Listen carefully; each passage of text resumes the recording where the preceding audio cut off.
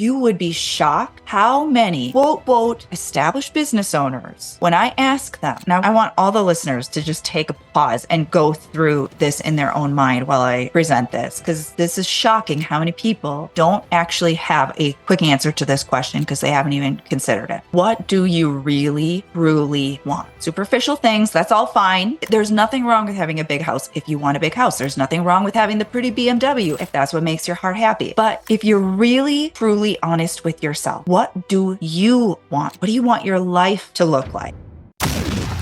You're listening to the Real Business Connections Network. Real Business Connections Network. Powered by Balbert Marketing, LLC. Subscribe now and check us out at realbusinessconnections.com. Enjoy the show. Before we started today, Alicia, I was honest with you. I felt like I had shit energy. Like, I don't know what it is. And to be transparent with you and the listener, best revenue of my career this year. Brand new car, crushing it, woke up, and I'm like, I have crap energy today. I have like some haunted energy. My mindset feels bad. Is that normal that Ben, who's a successful entrepreneur, I still think I'm getting much better, can still have bad energy and a bad mindset some days? Like, am I a normal human being or am I crazy? Well, if you hang around me long enough, you'll hear me say this frequently. You're human. Welcome to the club. It is incredibly normal.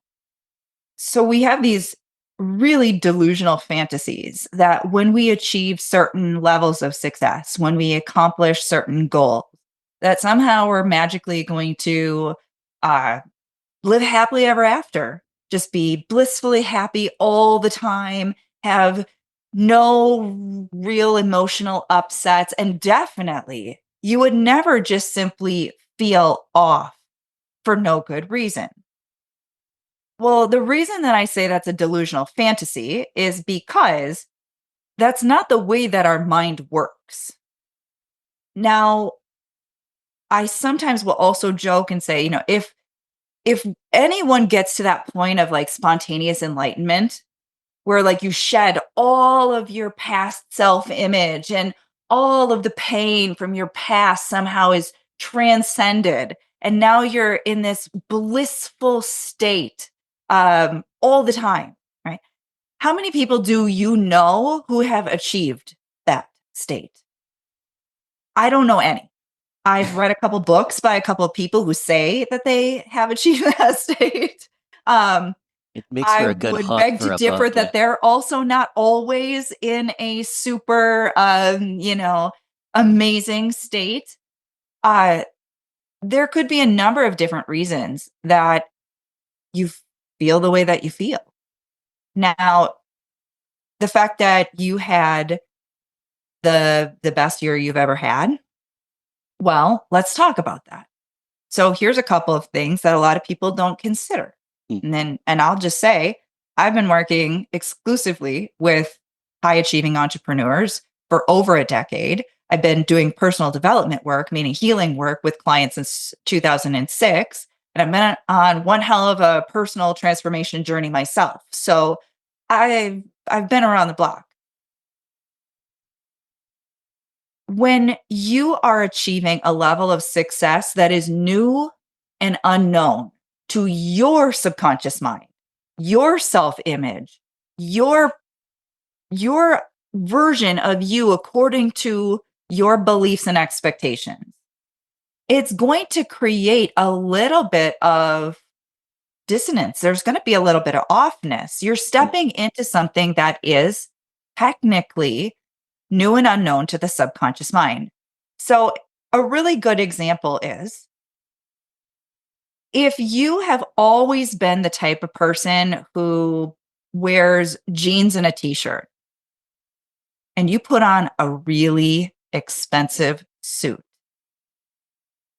a part of you says, I want to feel incredible in this suit. And another part of you says, something feels off to me. I don't feel right. I feel awkward. I feel like everybody's staring at me, and not even necessarily in a good way.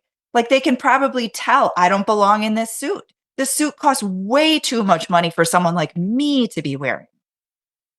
Now, if you start wearing those nice suits on a regular reoccurring basis, it becomes new. It's no longer new. It becomes known to your subconscious mind. It becomes familiar. You start to acclimate to it. Your identity starts to shift. But now what happened was you were feeling kind of lowly about yourself, but you were really driven. And so you're really hitting it hard and you achieve this big milestone, this big goal. This is another common phenomenon. You really wanted it. You worked your ass off as far as anyone is concerned, including your lower self-image. You earned it. But if a part of you doesn't feel like you're worthy of that, if a part of you feels like this isn't me, I'm the person who always drives around the rust bucket. I'm the person who lives in the rented tiny house, right?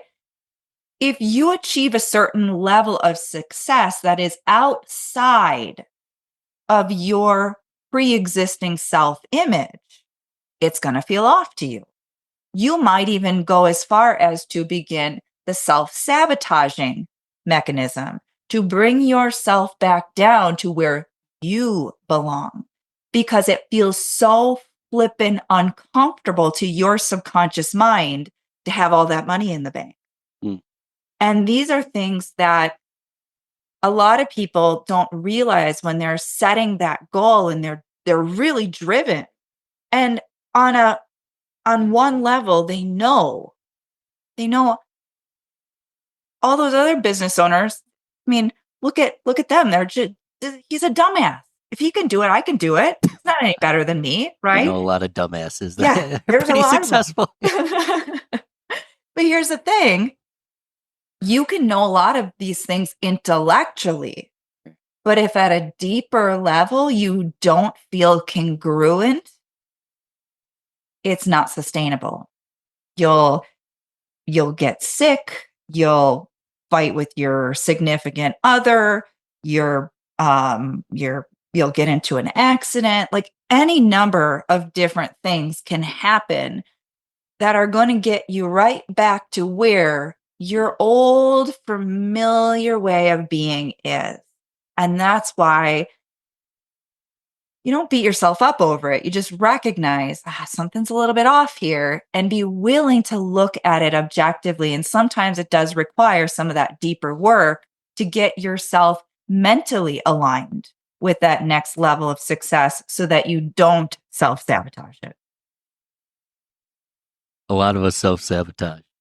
It's so common. It's the way that we're wired. So you hear these analogies all the time about like thermostat. Yeah. Have you heard the thermostat analogies? Like, okay, well, if you achieve this certain level of income, right? And your thermostat is only set to this lower level of income than that. Well, what happens is the governor kicks in, right? And it brings you back to your status quo, your homeostasis. So we kind of get that, but then there's a part of us that's like, no, I'm going to defy that. No, if I work hard enough. No, if I prove to myself that I'm worthy. But we're all just wired that way. We have that certain set point, that certain self-image. And we can little by little increase that. And usually many business owners do. But it does take time and you will likely encounter some challenges along the way. We all do. So, Alicia, I want to tangent back to the suit because it took so much. I wanted to interrupt you so bad, but I know it's just a bad habit of mine. But it's the perfect analogy. And I want your opinion on this. Because I literally am that person. Right now I have a shirt that says real on it because it's like branding, but like 9 days a week, I wear a black t-shirt and jeans. I like the look. It's classic. It's rugged. I feel comfortable in it. It's my uniform. My brother, for the first and only time, got married recently. And I happen to have a client that's a custom clothier. They create the best suits in the entire state. They do the Buffalo Bills suits, for example, like celebrity status, good quality suits. So the first time ever, I didn't just buy one custom suit, I bought two. One for myself, one for my brother because I was the best man in his wedding. And what was hilarious, now granted, I did all the work to get to the point where I could afford the suit. I'm wearing the suit. Guess what everyone said all wedding? I love your shoes, Ben. They loved the shoes. The $80 rose, they were kind of like cool rose black shoes. They had like a sexy style to them. I love them. They're fantastic. But the $80 pair of shoes is where I got complimented, not the multi-thousand-dollar suit. And every time someone complimented I agree, they're kind of cool. But every time someone complimented my shoes, I thought in my head, yeah, but what about my suit? What about the suit? What are your thoughts on that? Something's going on there. So I'm going to answer that question with a story. Sure. And this goes back to that whole like what we're comfortable with type of thing, right? Now, you intellectually, you knew I earned this suit. I earned it. But there was something going on within you. Some people would call it your ego, right? But really all that means when we feel like our ego is too noisy, that means there's some kind of insecurity within us. So I remember I was telling you about when I traded my white BMW in for the I was going to get the new white BMW. And I ended up getting this really pretty, I don't know exactly, I'm probably mispronouncing it, like Turismo blue or something like that. It's like some fancy, color. And I remember observing the inner struggle as I was driving the car. Like driving it home, it's my car. It's gorgeous. I love it. I didn't buy it to impress other people. I bought it because I loved it. Like I was like, that car is beautiful, gorgeous, love it. Right. But as I'm driving around, I'm noticing an inner battle taking place, kind of wanting people to notice, hey, that BMW is mine. Yeah. Right. Like, isn't that interesting? So what's going on here, Alicia? Because a part of me didn't really feel aligned with the BMW. Part of me felt still like, that's not me. And so it's almost like we want that recognition, we want the validation. And we do that in all different areas. That's just human nature. We see it a lot in children, but as adults, we're just children inside of big bodies, right? Big children. um, but it's so fascinating because the mind is so dynamic and it's so complex, and it's not just a simple answer, and it's not a one size fits all, because we all have different stuff that we're contending with, right? Different insecurities, different beliefs about ourselves, different levels of our self-worth and our self-confidence, and what are we comfortable with and what are we not comfortable with. I remember when I don't wear lipstick anymore. I'm too boring for that. But I remember when I was, a younger woman, right? And I'd go out and I'd put on like a dark red lipstick, and how, like, awkward it felt because it was new and it was different and I was getting attention. And, for some people, it's funny because I just had one of my weekly group coaching sessions that I do. And we were talking about some of this similar dynamic and how we sort of want attention, but then we don't want attention, right? And we want recognition, but we also don't want people to notice us. And so there's all this like weird, wacky stuff that's going on inside of us. And the more that we can just observe it objectively without starting to make it mean something about us, the easier it is for us to just grow beyond a lot of that sort of lower superficial level stuff. And we'll just segue that real briefly into business, because Please. a lot of people have this fantasy about business as well. And I'd challenge anyone listening. You say you don't, challenge yourself. Like, why are you actually getting into business? Why are you in business? Well, a lot of people say, I just don't like working for the man. I don't want a boss. And some of that stuff is legitimate and it's true. But then what is some of the other motivators? Because we all have a combination of motivations about anything, any goal, any objective. And some of them are really heart based. Like, I love that car. It's a beautiful car. If there was no one who ever saw me driving that car, I would still drive that car because I like the car, right? But then there's the other motivators, that old subconscious programming, right? That wanting to prove to those kids, who made you feel like you were less than or unworthy, right? Or to prove to your dad, I got what it takes. You were wrong about me, or whatever it is, right? We've got those other lower vibrational motivators that are co-mingled with the good ones. And that has a tendency to trip us up when we're putting ourselves out there or we're achieving certain milestones or certain goals. And those are all things that we just want to start to look at so that we can take some of the negative motivators out of the equation. And that allows us to enjoy our business so much more. Do you think a lot of people struggle just enjoying the business? Like, they don't have to work for the man. That might be one of the reasons that they decided to start it. They have a lot of autonomy. They might be working more hours for less pay at one point, but they're like exhilarated by the opportunity.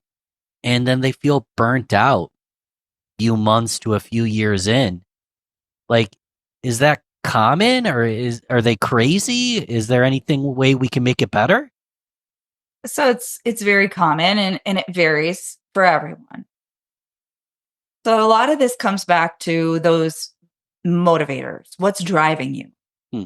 When you're driven by a predominance of scarcity, whether that is financial or approval from others, trying to feel worthy, trying to feel like like imposter syndrome, right? If you're feeling insecure, if you're feeling not good enough, that all is driving you from a negative place.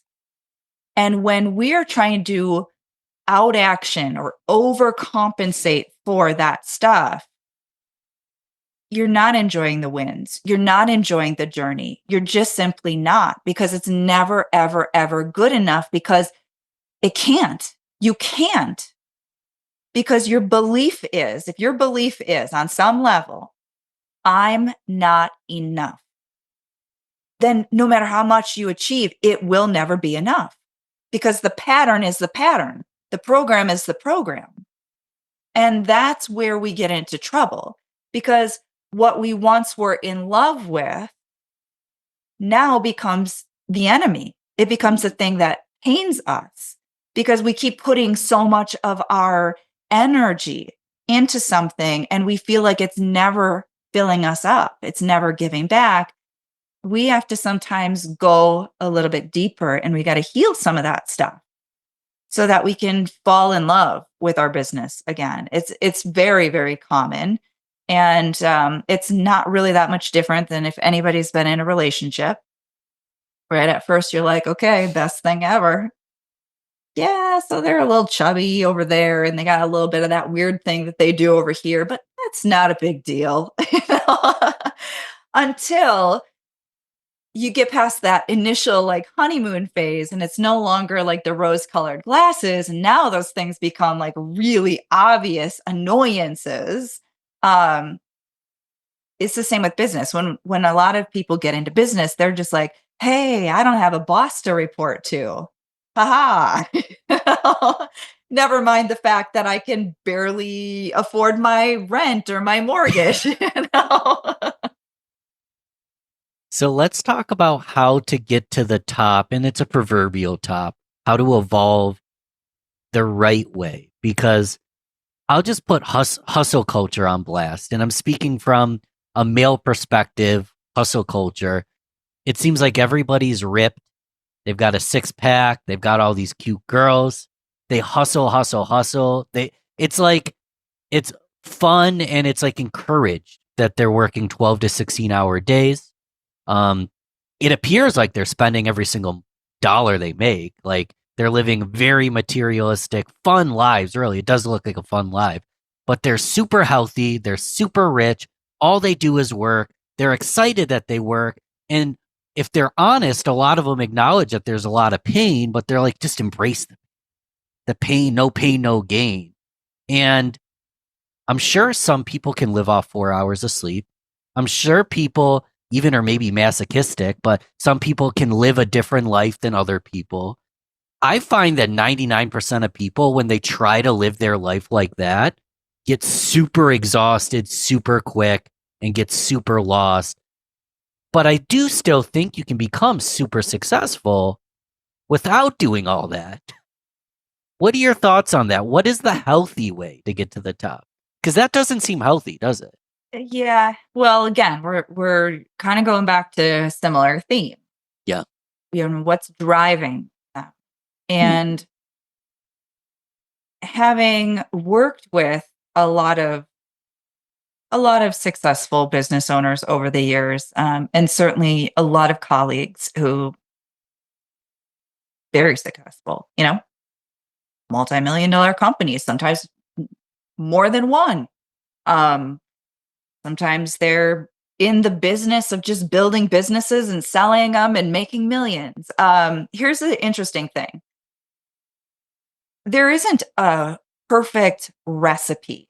Like when it comes to making cookies, right?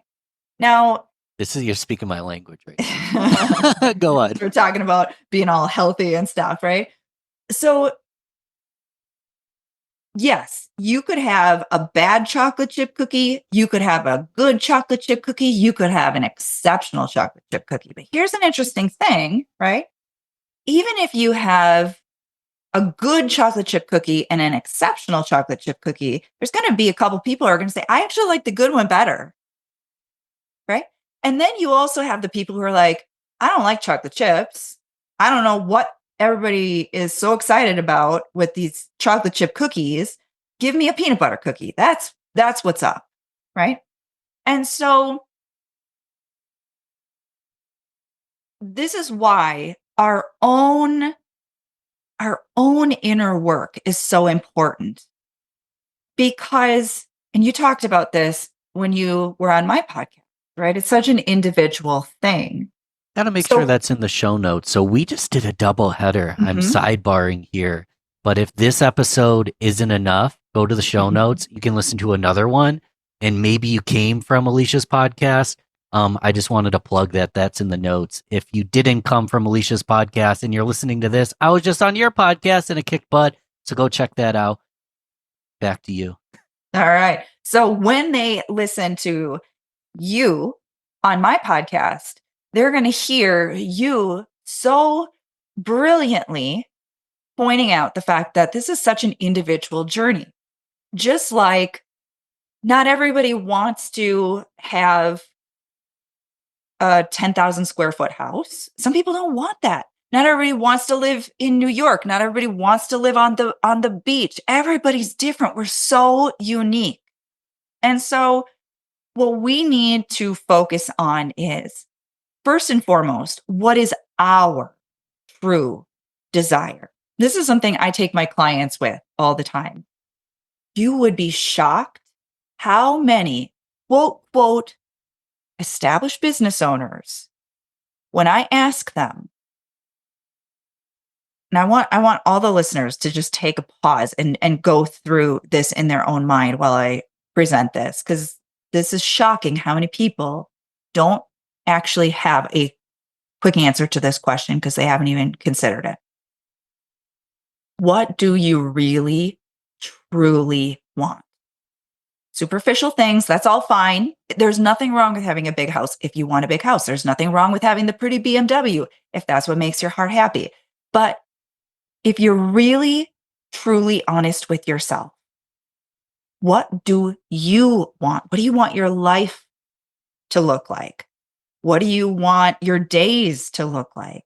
Where do you want to be a year from now? If you're really honest with yourself, if you could bypass the self-doubt, if you increased your sense of self-worth, if you had the confidence, what would you choose for yourself? What would you create for yourself? Not for anyone else, but for you. What would make you happy? Now, I'm not kidding when I tell you how many people are like, it's a really good question. What I was I've going to never ask really you. thought of that. What if they're sitting here thinking, I don't know. Tell me. I don't know. It's in you. So what we do is when that comes up, we reach for the essence. We start with the essence. When we try to fill in the details. So somebody's talking about how cool vision boards are. Now, this is not a rip on vision boards. Okay. But what do they say? They say, go through a bunch of magazines, go get some really fancy, catalogs and just start clipping stuff out and put them all over your vision board. Right. I kind of want to rip on vision boards. Just imagining like goats and wine and arts and crafts. I don't know if that gets me there. So here's the thing, right? When you do that, you're not really being honest with yourself. You're saying, what should I want? What do other successful people want? Right? No. This is where we have to take a couple steps back. We stop trying to fill in details. We stop trying to, build the house without even knowing not even knowing the essence of what we want. Do I want a big house? Do I want a little house? Do I want to be out in the country? Do I want to be in suburbia? Right? What we need to start with is, how do you want to feel? So even in 3 months from now, 3 months, you could pull your head out of your ass and you could get your shit together and you could be on the trajectory towards a life that you actually feel good about, a business that you genuinely do enjoy, a lifestyle that makes you feel like a good husband or wife or mom or dad or just a human being. Like, what does that feel like? And you start there. Because what happens is when you at least are able to clarify within yourself the essence of what you want, it becomes like a compass. And so if you start to veer too far off of that, now your subconscious mind can give you the right warning bells and say, wait a second, that's not aligned with what you really want. And when we don't have that depth of clarity, we can't even notice when we're bumping into limiting beliefs that are directly contradicting what our goals are. We don't even know, we haven't even clarified for ourselves what we want because we don't actually believe that we can achieve it. So it's easier to keep it in fantasy land, maybe someday, maybe if I work hard enough, maybe if I invest in this or if I hire that person, maybe someday, right? That actually feels better than getting honest and saying what I really, really, really want is, but then wham, there comes the self-doubt. There comes the belief that says, not for you. That's not who you are. That's too painful. And that's why oftentimes people don't even want to be really, truly honest with themselves about what they want. And that's why you can't get there. You just can't. Like, I want to go on vacation. Okay, that's great. Where are you going? I don't know. Just, well, how do you know you're going to like it when you get there? Like if you want to go somewhere, you got to know, what do you want? Well, I want warm. I want tropical. That's a good start. Now from there, the details start to fill in. But if you don't have that depth of clarity, you can't get there. You're not going to be swinging on the hammock, sipping your pina colada or whatever the hell they're called, right? Yeah. You're not, because you can't book the flight. You don't even know where you're going. Let's talk a little bit about the actions required. Because, and correct me if I'm wrong, but to my understanding, The subconscious doesn't really know the difference between something that you're thinking and feeling in the moment you're programming it and reality, which is a great thing. I mean, we can hack ourselves to feel better in moments' notice if we have the right tools. However, I can envision, hack. But if I never actually bring it to my reality, I feel like eventually you're going to feel like an imposter. You're going to feel like you're getting in your own way because you're like, I am this person. But all your actions, your surroundings, the people you're hanging out with, your career, all your actions are showing you that you're not the person that you're envisioning yourself to be. And then you got this cognitive dissonance. I know I'm better than this. Well, your actions show that you're not better than this. I am assuming I can't just trick my subconscious forever. At some point, I'm going to be like, what am I doing? So, first off, you can tell me if that is scientifically wrong. And then the bigger question is what kind of actions we can implement to make that vision become a reality. Okay. So good questions. Now, couple things. Sure. If you visualize yourself achieving a certain goal, there is going to be a period of time before you kick into action mode to make that happen. Now, here's the thing that a lot of people don't realize. When you programmed your subconscious mind, what happens is you are compelled to take action. So if your subconscious mind is programmed negatively, you are going to be compelled to behave in negative ways. Sure. It becomes a self-fulfilling prophecy. Same with the positive. Now, where people get tripped up is, and this is where there is this whole big thing with like the concept of manifestation. They're like, that's so airy-fairy BS, right? And other people swear by it. Here's the thing. If you're trying to visualize yourself as rich and famous, and you've got your vision board and you're doing your manifestation work and all of that stuff, and nothing is ever changing, you're never taking any action towards it, it's because you also have conflicting beliefs. Okay. So you're not taking action because that doesn't align with your programmed self image. Okay. Now, that's why everything I do with my clients, whether they're working with me one on one or in a group setting, is always a two-step process. We must release and let go of our limiting beliefs, as well as reprogram for the empowering beliefs.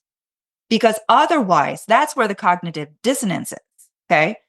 Because if you have been visualizing yourself and you're doing all the good inner work, and this is common, okay? I personally have experienced this. You're like, where's my stuff? Where's the goal? What the fuck is going on here, right? But then if you're honest with yourself, you'll start to notice that you have conflicting beliefs, strong ones usually. Something about your old self-image directly contradicts the goal, the objective. And that's why you'll also see people who are taking action. They're doing all the stuff. They're doing all the marketing. They're showing up on social media every day. They're investing in themselves. They're doing all the stuff. And their coach is frustrated. I talk to consultants all the time. They're like, I got these couple of clients, and no matter how much I tell them to do the stuff that, they don't do what I tell them to do. Right. Well, that's because they're incongruent. The goal does not match their current self-image. And that's why we have to take a more holistic approach, and we have to be willing to say, okay, what's really going on inside of me? Someone has a deep-rooted belief that they're a sinner. I'm going to use a kind of like a religious example here. Sure. And I grew up in kind of a mixed environment because my mom was sort of like anti.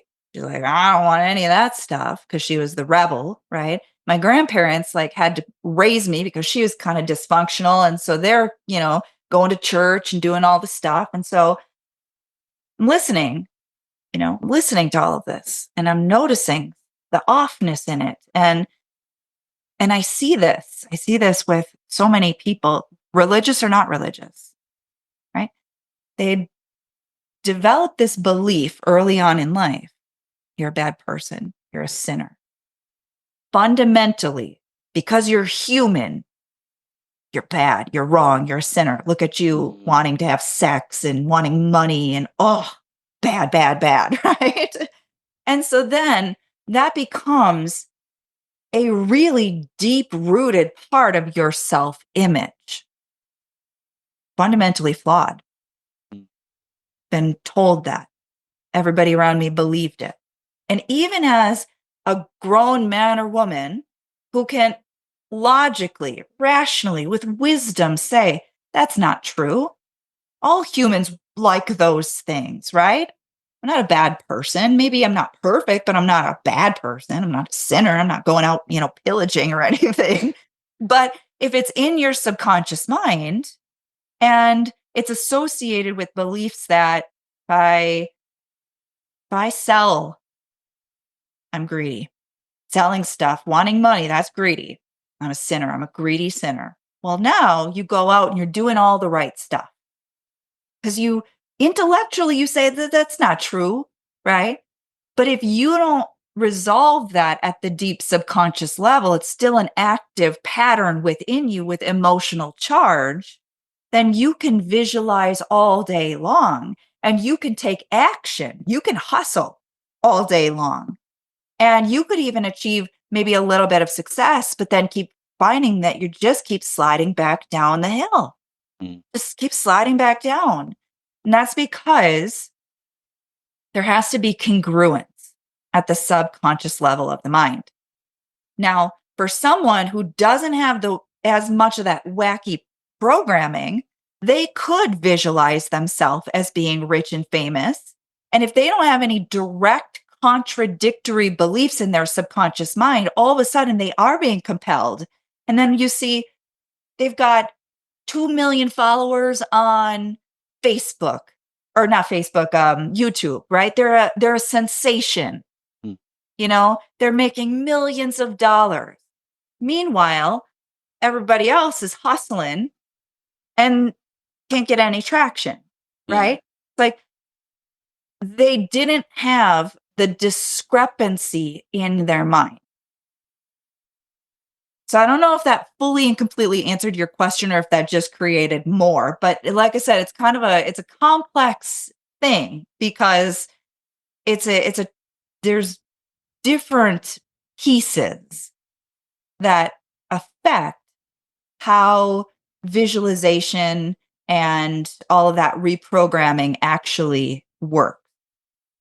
So you're both answering questions and opening like 12 more, but let's land the ship because a lot of people have so much to think about, and I don't want to overwhelm anyone, including either of us. This is a lifelong journey. We're not going to solve it in 60 minutes, but give us one at minimum, or give us two or three, like tactical exercises that we can initiate soon to take some of this information that we've been discussing here at a very existential level in some ways, but then tangibly actually integrate it into our career.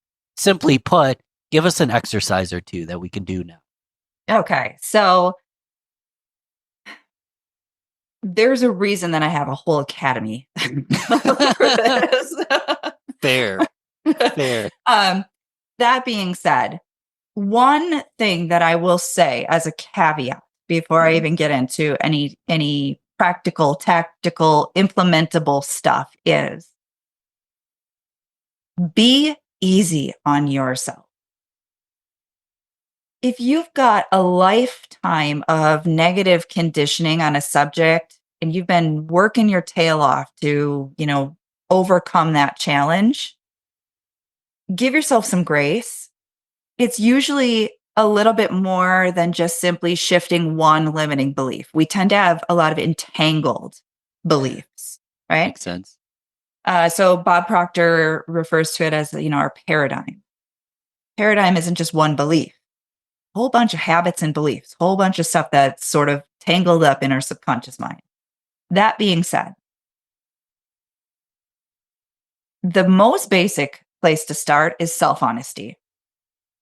Now, that seems like everybody's like, oh, that's not going to help me. I'm self-honest with myself all the time. I beat myself up all the time. I swear at myself all the time. I call myself out all the time. That's not actually what I'm talking about. There is a distinct difference between acknowledging it is what it is. I've got this wacky belief and, it's adversely affecting me. I got this weird thing on money, or I've got this weird thing about my self-confidence, or I've got this weird thing about sales, or whatever it is. Acknowledge it is what it is. That's not beating yourself up. We love to get on the pity party in our own mind, and that does not resolve anything. It actually only further perpetuates. So we don't want to pretend it's not there. That's actually a form of repression. And we don't want to overindulge in it. That just keeps reinforcing the pattern. So then what is the solution? Here's your tactical, practical, implementable tip. We're going to do a writer downer, guys. If you're not driving or at the gym going 10 miles per hour on the treadmill, write this down. All right. So when you notice there's that feeling of I'm not worthy, or whatever it is that you've identified, acknowledge to yourself, like I said, it is what it is. I can't undo the past. I can't undo the programming from my childhood. It happened, whatever. But I'm also not going to push it away this time. Because if you can allow yourself to process out that negative feeling, you start to reduce the negative emotional charge.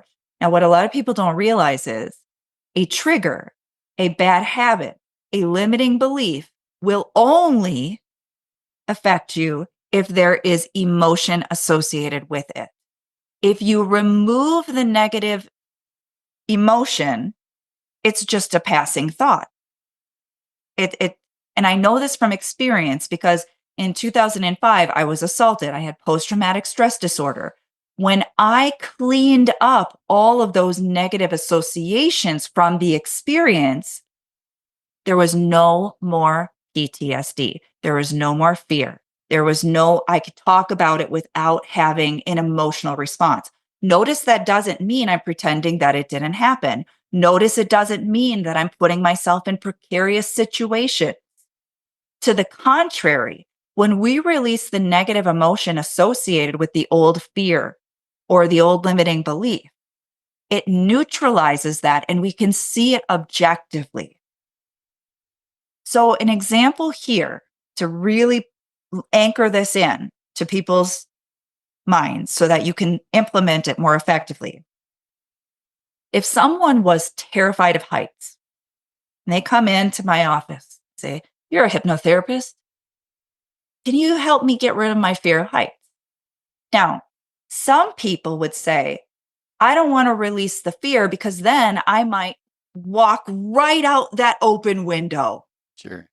That's irrational. Yeah. Other people who don't have that fear aren't doing that. Okay. But that's Fair. how the mind works. Yeah. Okay. So what's going to happen is when you look at this and you are starting to feel that really uncomfortable feeling, that's very familiar. You don't like it. Usually you push it away. Usually you repress it. Usually you try to distract yourself from it. This time you're going to say, it is what it is. I feel the way that I feel. I'm not going to become irrational by releasing this fear. It's actually going to help me to be more rational, more in control, to respond and react in a better, more empowering way. That's important because now you can say yes to allowing the feeling to come up. And when you do that and you just give yourself permission to let it come up, remember what's happening is you're literally processing it out. And when you process out an emotion, now that thing that that person just said to you that just had you so heated, so hurt, shaking with anger, right? All of a sudden now you recognize they were just really in a vulnerable state. That was that was them being irrational. And now all of a sudden you feel calm and you're not triggered and now you're free. This is very, very powerful. And if you can do that on things, and that's why I said self-honesty is so important here. Do that when you notice that you're bumping up against some of your limiting beliefs and your old patterns. It can help you to start to actually release and let those things go. So profound. And part of why I was giggling at the end there, Alicia, is I like to think of it as kind of cute. Like once you get triggered by something that used to trigger you, but if you can detach from that trigger, it's kind of cute. Like, oh, Ben's triggered again. Whoop-de, like it's a reframe, right? And it doesn't have to define us. We can redefine it as, for me, it's just calling it cute. Like, wow, Ben was really stressed. That's kind of cute of him. Like, not a bad thing. Doesn't make me a bad person. So I was giggling a bit. Is that reasonable, or is it? What are your thoughts? Yeah. So reframing is a really powerful technique. Now, sometimes you have to do a little bit of that willingness to release the heated feeling before you can reframe. And what people need to recognize is you can feel where you're at in the process. If you're trying to reframe something in your own mind. So my husband, he still has a little tiny bit of that road rage, like somebody drives stupid and, he just mouth vomit, right? Like he just, Yeah. can't help himself. Now, he can try to reframe that, and we're working on him. We're getting there. He's not a client, so it's not as fast, right? I just have to be more subtle with reprogramming him. But in any case, Anyway, in any case, right? If you try to reframe, but you're still in that highly triggered state, you'll notice it does not work. It just pisses you off more. right. Right? So if you can acknowledge, okay, this is an old pattern of mine. Now you're actually releasing already. You're releasing some of the intensity. You're not fighting with yourself. You're starting to let yourself open up to processing out the feeling. Right? We're not trying to force it away, and we're not trying to talk ourselves out of it, right? We're just letting it sort of do its natural thing. And then you might find when you are a little less triggered, maybe you're still a little pissed off, right? But you're a little less triggered, then you can do the reframe and bam, just like that. And when you do that enough, we call that pattern interrupting. If you can pattern interrupt your default emotional response, then it's kind of like you're going into your brain and you're snipping that old neural pathway to that old default pattern, right? And when you do the reframe and you're in that better mindset and you do that over and over and over again, now you're actually starting to build up that new neural pathway, that new habit, that new default. And so if you keep pattern interrupting, you release the energy, and now you shift into a better mindset about that thing, pretty soon you're going to notice even some of your trickiest old habits, like the road rage or whatever, getting better. It's getting better. It's getting better. And before you know it, like that's how I used to be. And now I'm this way. Different. So we've spent 2 hours together. It flew by. Like 90 minutes on air between this episode and me on your show. I feel like I could go for another 2 hours. There's a high probability people want to learn more. I want to invite them to join me to learn more from you. You talked about a podcast. You talked about a community. You talked about an academy. Is this all in one place? Can we make it simple? Because I want people to go to one place, support you immediately. Yeah, the one place is going to be my website. There's links to everything there. It's aliciacramer.com. Easy breezy. How'd you pull that off? You got your I've name. I've been in business a long time. That's not the answer you're supposed to give. I did not have to buy it for a large price or anything. I snuck in there and I got it, before anybody else did. So that's one of the benefits of being around for a while. You're on the leading edge of, and it still was a .com. I didn't have to get a whatever the heck they are now, dot this, that, and everything else. So Another benefit is you have a ton of freaking experience as well. So this isn't your first rodeo. definitely not. No, we're really close to 2 decades. So that's Congrats. yeah, a lot of being in people's heads and seeing the subtle nuances of all of our crazy BS and learning how to shift it. Oh my God. We're about to open a 10-part series if we go down that rabbit hole. You live a fascinating life, my friend, and I appreciate the work you do. Well, thank you. I appreciate the opportunity to spend a couple of hours with you. It's been very fun for me as well. And yeah, we'll spend some time, even if it's just me listening to your podcast, we'll spend some time soon. I encourage the listeners to go subscribe to that, subscribe to this, show some love. Last word to you, but yeah, man, it's been fun. I just called you man. This is how you know that we're in rapport. You can call me man. It's how you know I had fun. I just start using man and dude and rad and chill. It's when your inner child comes out. You said it. I'm just like a really, really large body with a child in it. We'll talk soon. It was fun.